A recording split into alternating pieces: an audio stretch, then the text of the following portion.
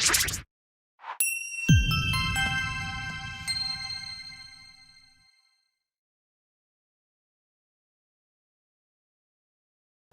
adik-adik, salam Kuiper. Masih bersama saya Sylvia Budiman. Pada video kali ini kita akan membahas latihan soal keseluruhan tentang tata nama senyawa biner, baik itu senyawa kovalen maupun senyawa ionik ya. Oke, sebelum menentukan tata nama senyawa binernya ya, perhatikan ada cara super untuk membedakan apakah senyawa itu kovalen atau senyawa ionik jika diketahui nama senyawanya. Perhatikan ya, cara supernya adalah jika dia senyawa kovalen ingat ya, itu yang terbuat dari unsur non-logam dengan non-logam. Maka cirinya adalah menggunakan monoditri, ya ditri, tetra, dan sebagainya. Jadi kalau di soal itu ada mono, ditri, tetra, itu berarti senyawa kovalen ya. Oke, berikutnya senyawa ionik. Masih ingat kalau senyawa ionik itu tersusun atas unsur logam dengan non-logam. Nah, jenis logam kan ada dua, dibagi dalam dua kelompok ya. Logam golongan A dan logam golongan B. Bagaimana kita tahu cirinya senyawa itu mengandung logam golongan A atau golongan B? Gampang. Caranya adalah jika ada logam golongan A, maka nanti dia tidak pakai bilox. Tidak boleh menggunakan bilox.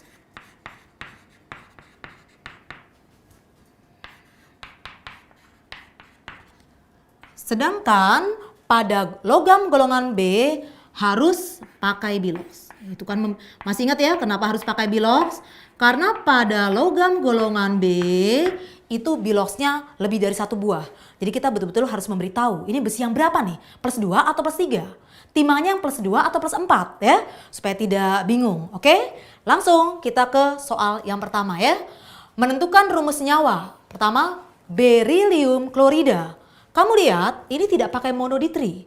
Jadi sudah pasti dia senyawanya adalah ionik. Oke? Ini senyawanya ionik ya. Nah, terus bagaimana cara mengerjakannya? Pertama kita cantumkan dulu berilium.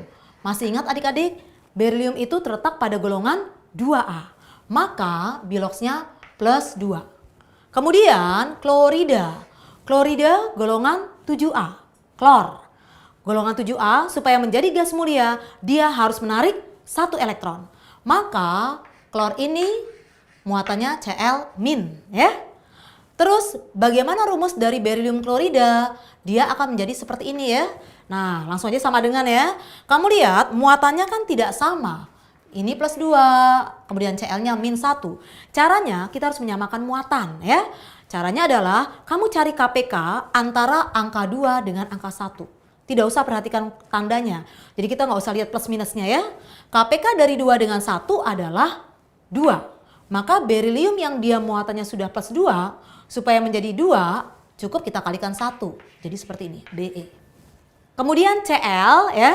Cl kan muatannya -1. Kita lihat angkanya saja deh, 1. 1 supaya menjadi 2, maka harus kita kalikan 2.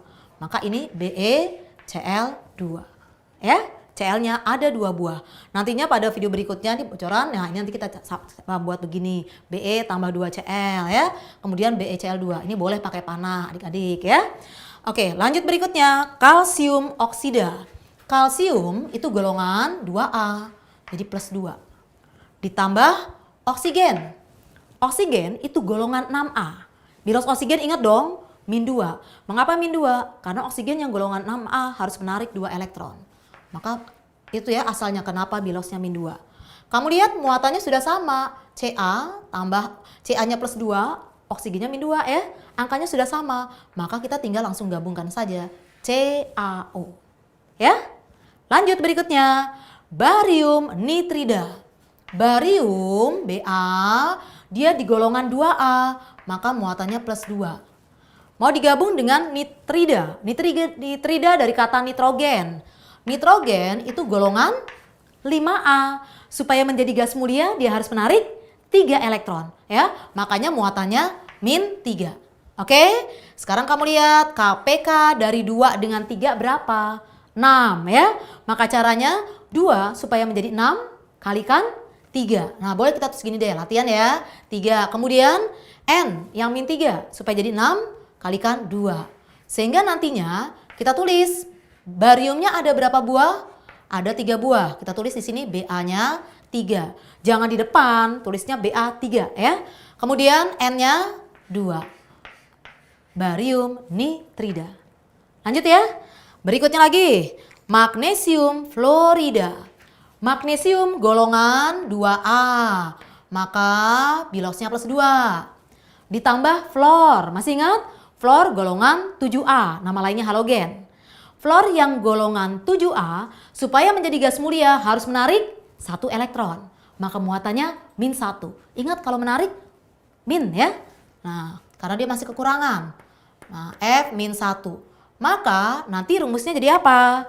Kamu lihat ya, KPK kelipatan persekutuan terkecil dari 2 dengan 1 adalah 2. Nah, 2 supaya menjadi 2 kali 1. Ini saya tulis satunya deh ya.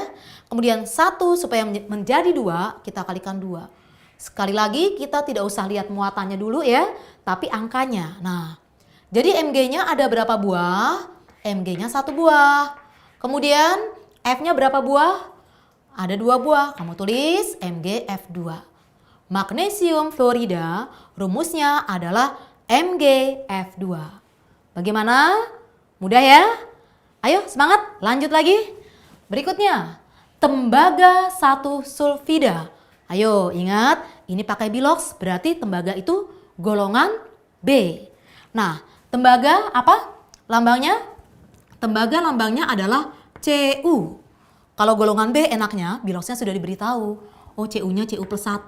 Nah, mau digabung berikatan dengan sulfida. Sulfida itu asalnya dari sulfur. Sulfur golongan 6A. Supaya menjadi gas mulia harus menarik 2 elektron.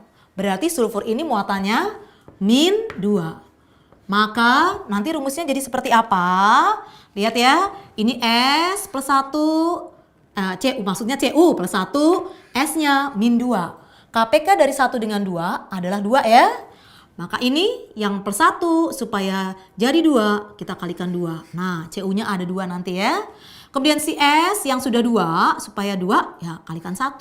Sehingga rumusnya menjadi, kamu lihat Cu-nya 2. Rumusnya menjadi Cu2, S-nya 1 buah ya. Berarti Cu2S. Tembaga 1 sulfida rumusnya Cu2S. Oke, lanjut. Mangan 4 oksida. Mangan lambangnya apa? Lambangnya Mn, lambang kimianya. Mangan 4 berarti biloxnya plus 4. Ingat ya, ini menunjukkan bilox plus 4. Kemudian mau berikatan dengan oksida. Oksida itu oksigen. Ingat tadi bilox oksigen berapa? Min 2 ya. Oksigennya min 2. Nanti jadinya apa? Kita lihat KPK-nya. KPK antara plus 4 dengan min 2. Lihat angkanya aja. KPK antara 4 dengan 2 berapa? 4 ya. 4 supaya menjadi 4 kali 1. 2 supaya menjadi 4 kali 2. Berarti Mn-nya ada 1 buah ya adik-adik. Kemudian atom oksigennya ada 2. Maka rumusnya menjadi MnO2. Mangan 4 oksida. Rumusnya MnO2. Lanjut. Cupro sulfida. Nah, selain pakai bilox, logam golongan B itu kan ada yang menggunakan akhiran I atau O. Ingat akhiran O itu digunakan untuk bilox yang rendah. Tadi lihat video sebelumnya atau lihat di textbook saya, cupro itu menunjukkan Cu plus 1 ya. Biloxnya plus 1. Cu plus 1 ditambah sulfida. Sekali lagi sulfur golongan 6A. Supaya menjadi gas mulia, sulfur harus menarik 2 elektron. Maka ini sulfurnya min 2. Kemudian kita cari KPK dari plus 1 dengan min 2. KPK dari angka 1 dengan 2. Nah, 1, KPK 1 dengan 2, 2 ya. 1 supaya menjadi 2, kita kalikan 2. Nah, ini 2 supaya jadi 2, ya kalikan 1. Nah, ini sebenarnya angka 1 tidak usah ditulis. Tapi supaya kamu ngerti banget ya. Nantinya nggak usah ditulis. Nah, maka rumusnya adalah di sini ya. Cu2S. Jadi sebenarnya tembaga 1 sulfida sama saja dengan cuprosulfida. Ya, kamu lihat rumusnya sama. Lanjut, stani iodida. Stani itu Sn. Ingat ya, Sn itu biloxnya ada yang plus 2, ada yang plus 4. Akhiran I itu untuk bilox tinggi. Berarti stani itu untuk yang Sn-nya plus 4. Kemudian ditambah dengan iodida. Iodida itu iodium, golongan 7A. Supaya menjadi gas mulia, si iodium harus menarik 1 elektron. Maka muatannya -1. Nah, di sini I-nya -1 ya. Kemudian caranya bagaimana? Sekali lagi kita cari KPK antara 4 dengan 1. KPK-nya adalah 4 ya. Stani plus 4. Sudah 4, maka ini cukup kita kalikan 1. I yang -1, yang 1 kita sebut angkanya aja ya. Supaya menjadi 4, kita kalikan 4. Maka rumusnya menjadi Sn-nya ada 1 buah ya. Sn-nya 1, kemudian I ada 4 buah. Sn I 4. Maka stani iodida rumusnya adalah SnI 4. Bagaimana? Gampang ya? Ayo semangat terus. Berikutnya, karbon disulfida. Ada di nih, berarti dia senyawa kovalen. Ya, kalau senyawa kovalen kelihatannya lebih mudah deh. Karbon disulfida. Nah, karbonnya kok nggak pakai di-tritetra? Itu artinya karbonnya cuma 1 buah. Nah, cuma 1 buah atom C. Kemudian di itu artinya 2. Ini artinya ya. Kemudian sulfida dari kata sulfur. S. Ya.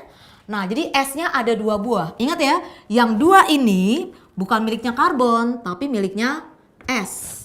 Sehingga rumusnya menjadi C-nya 1 buah, S-nya 2 buah. Karbon disulfida rumusnya CS2.